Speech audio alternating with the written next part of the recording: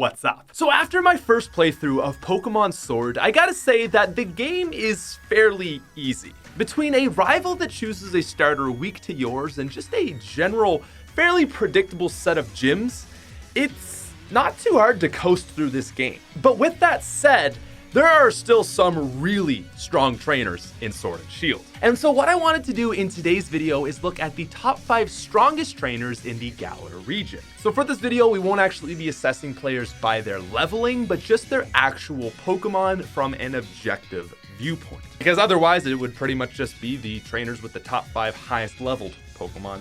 And that's no fun. But lastly, before we do get into it, this is the last chance to get in on the giveaway for a copy of Pokemon Sword and Shield. If you want to be entered into win, you just have to be a subscriber of the channel, watch the video all the way through to the end, and then comment who your favorite trainer on this list was. Don't have to be the strongest, just your favorite. Anyways, with all that said, let's get into it. So starting in at number 5, this one I think is actually a bit of a tie. Every other spot on this list is pretty set in stone, but number 5 is difficult. You see, after you beat the game, you can actually go back and re-challenge every gym leader. They all have 5 Pokemon and are fairly similar. Similar in the fact that they all kinda suck. Because they're all single type gyms and therefore single type trainers, they're all very easy to solo. But of them all, there are 2 people that I think deserve the number 5 spot. The first is Bede. So he starts out as your rival and ultimately becomes a fairy type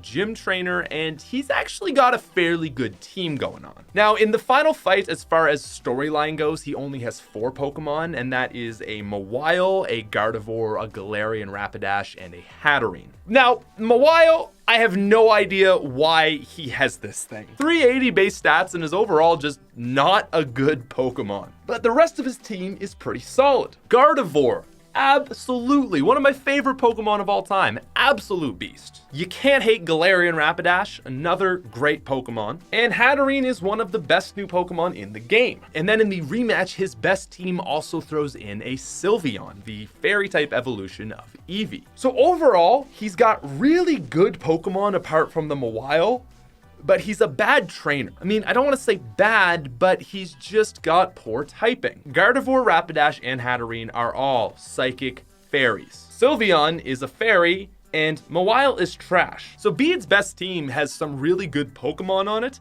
It's just not a very solid team. And then the other trainer that I think deserves the number 5 spot is Nessa. So throughout the main story, the final time that you fight her team consists of a Golisopod, a Pelipper, a Dreadnought, a Barraskewda, and a Seaking. One electric Pokemon is enough to just absolutely sweep this girl. But in the rematch, her team actually gets a lot better. She swaps out the Barraskewda and Seaking for a Toxapex and Quagsire, which gives her actually some better diversity. Now she's only got 2 Pokemon that are weak to grass, and on top of that, at least the Quagsire might be able to deal with electric types. I really like this team, and I think it does stand out pretty well, so I think it's deserving of number 5, you know, despite being still pretty linear. Now with all that said, let's move on to number 4. So our number 4 spot is my favorite trainer on this list, and that is actually Elena. Elena is the assistant to Chairman Rose and actually boasts an incredible team. I was not expecting this, but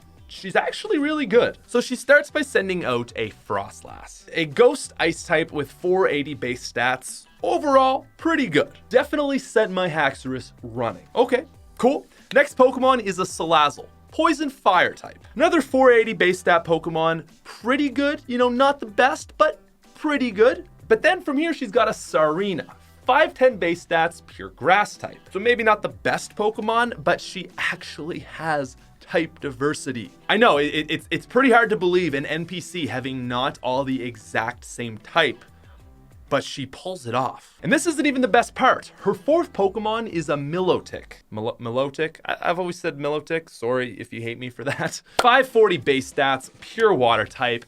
No one was out here hating on Milotic. Great Pokemon. The only problem with Elena is her final one. Garbodor.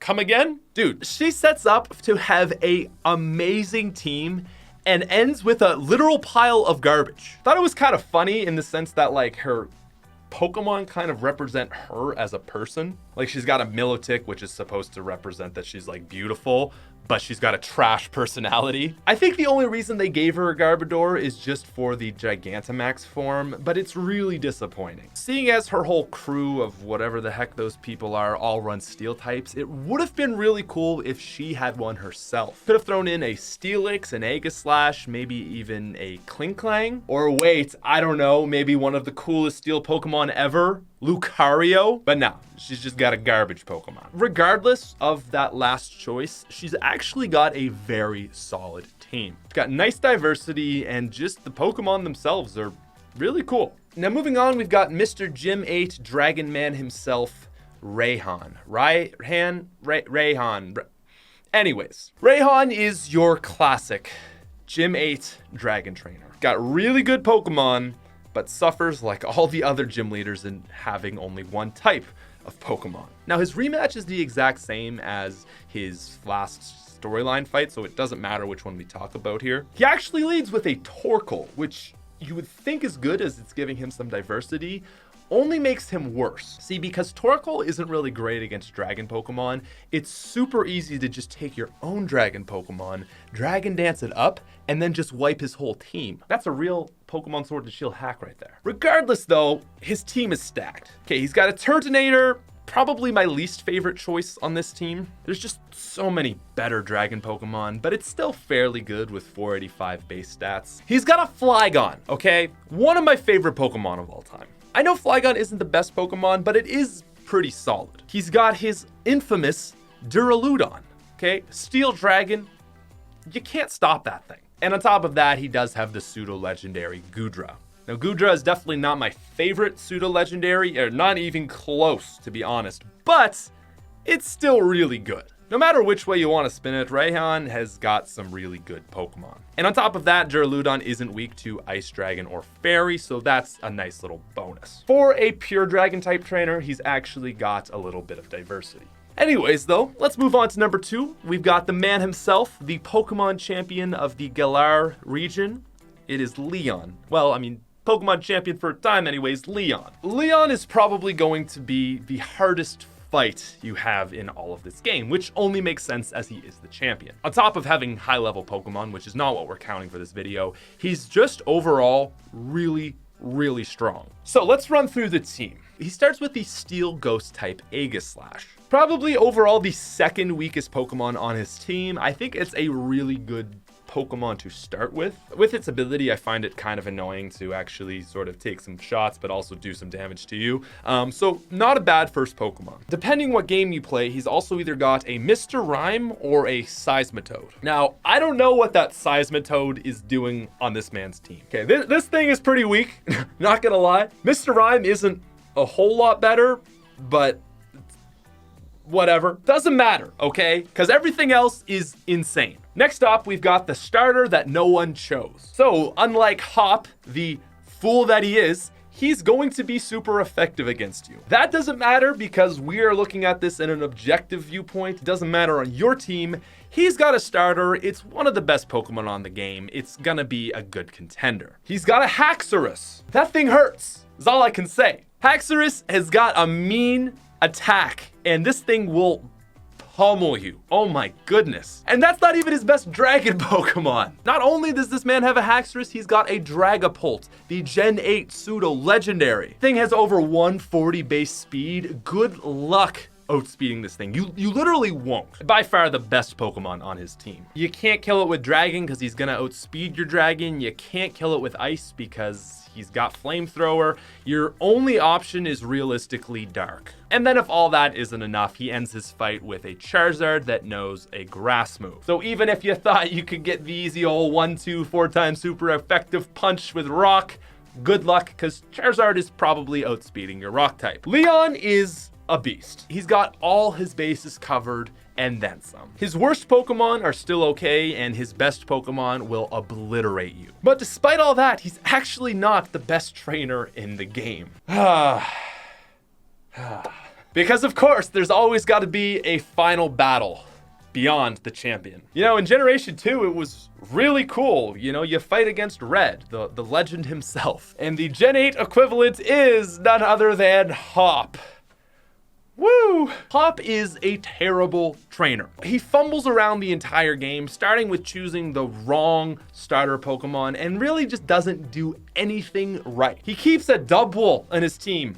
Even to this point, he's got a Pincurchin on his team. That thing has got 435 base stats. I don't understand why this is there. And despite all that, he is still the best trainer in the game. This man, who doesn't even know how to put out a candle, somehow managed to catch himself the best and strongest legendary Pokemon in the game. That's it. That's why he's the best. In the final battle against Hop, whether you've caught Zacian in Sword or Zamazenta in Shield, he gets the other one. I know, it's beyond me too. I don't hate Hop, but it's a little ridiculous. So yeah, his team consists of a Double, a Pincurchin, Corviknight, pretty good. He does have a Snorlax, which I do like. I thought that was a good addition for him. A little weird considering the double, but still good. Obviously, the starter from an objective standpoint is a good Pokemon. And then he's got either a Zamazenta or a Zacian. Is it fair?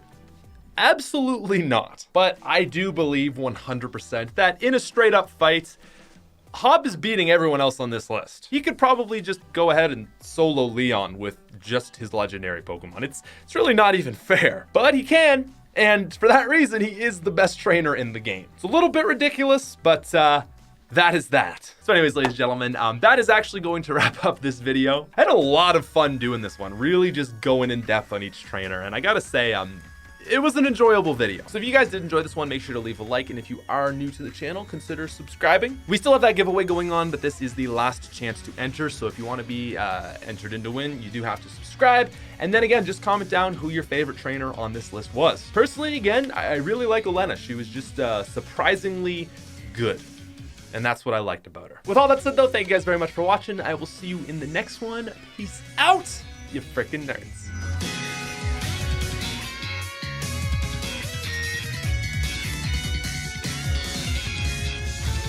Today's Wednesday, so I uploaded the top 20 strongest Pokemon, and this channel that I really like did it like 2 hours before. Now everyone's like, oh, you copied him. So I'm all frazzled up. It's fine, we didn't copy him, okay? That stuff happens. That's YouTube.